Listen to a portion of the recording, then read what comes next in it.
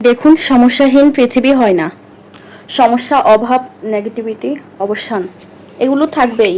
পৃথিবীর যত বয়স বেড়েছে, সভ্যতার যত বয়স বেড়েছে, এগুলোও বাড়তে বাড়তে গেছে। ফলে এগুলো থেকে পালিয়ে লাভ নেই। চলুক না আমাদের সঙ্গে, হোক না মন খারাপ, তাতে ভয় কি?